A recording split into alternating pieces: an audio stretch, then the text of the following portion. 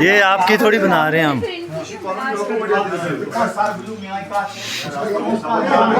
इनका कोई मसला हम बिना वजह के आए नहीं हैं।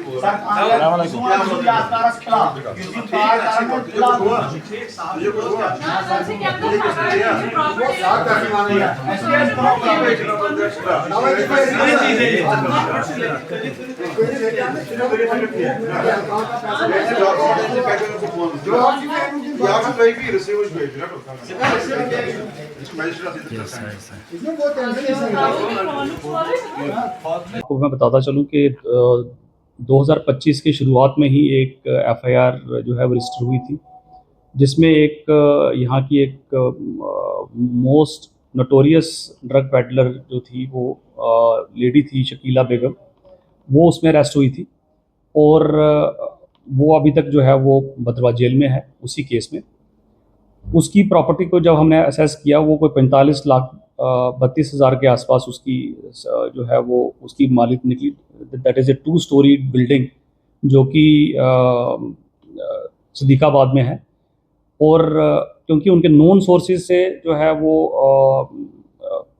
कहीं ज़्यादा बढ़ के है, और उनके जो जो कार्रवाइयाँ हैं वो उसी से इलिसिट कमाई हुई जो दौलत है उसी से ही वो मकान बना हुआ है। तो आज उनको नोटिस जो है वो वहाँ पे सर्व किया गया है कि that property has been seized, और यही चीज़ जो है वो सफेमा में जो है वो दी जाएगी और उनको इन्फॉर्म किया जाएगा, जिसके 15 दिन के बाद इस पार्टी को जो है वो नोटिस सफेमा से आएगा। तो आज की जो कार्रवाई है वो attachment of property of A narco smuggler, narco peddler, और जो यहाँ पे जनरली हीरोइन का काम करती थी और यंग जो हमारा यूथ है उसको बर्बाद करने का एक काम जो है वो हो रहा था। तो for the first time in Doda कि इस तरह का स्टेप जो है पुलिस की जानिब से लिया गया है, क्या आपको लगता है कि इससे चेंज आएगा जो लोग इसमें इन्वॉल्व हैं? श्योरली, बेसिकली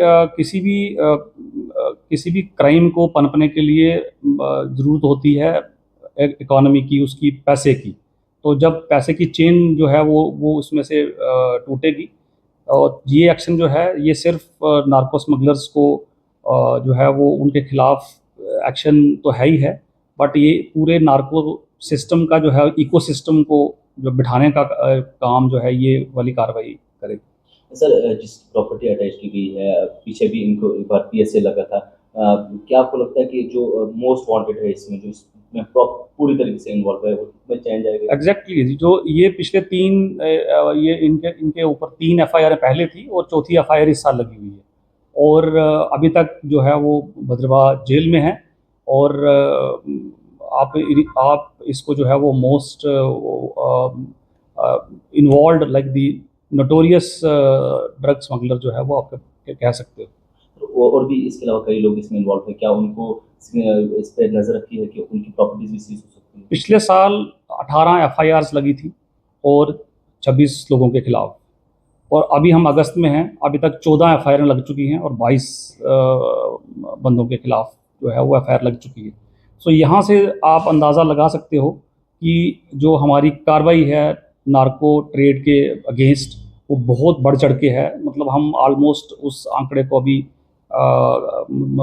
उस तक पहुँच चुके हुए हैं, और आने वाले दिनों में जो है वो हम इसको डबल करने की कोशिश करेंगे, और ये कोशिश करेंगे कि यहाँ का यूथ जो है वो इस ड्रग्स के चुंगल से जो है वो छूटे, और जो इसका ड्रग का पूरा नेटवर्क है वो पूरी तरह से स्मैश हो जाए, और इनको जो है वो जो ड्रग पैडलर्स और बाकी जो लोग इसमें इन्वॉल्व हैं उनको सख्त से सख्त सज़ा जो है जो वो मिले। सर, आपका ड्रीम है ड्रग फ्री डोडा, इसमें सिविल सोसाइटी या आम लोगों का किस तरह से कॉपरेशन है? देखिए, आम सोसाइटी जो है वो हमारे आम लोग जो हैं वो, उनके बिना पुलिस कुछ नहीं है। हमें इंफॉर्मेशन जो है वो आएगी, उसी के बेसिस पे हम जो है वो कार्रवाई करते हैं। पिछले दिनों भी जो कार्रवाइयाँ हुई हैं उनमें भी हमें इंफॉर्मेशन जो है वो सिविल लोगों से ही आई हैं, और उन्हीं से ही जो है वो हमें लीड मिलती है।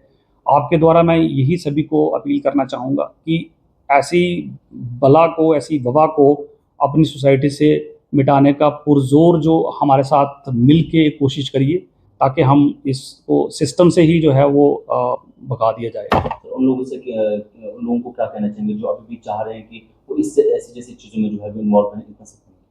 लेकिन जैसे मैंने पहले भी कहा कि हम बेगुनाह को छेड़ेंगे नहीं और गुनाहगार को छोड़ेंगे नहीं।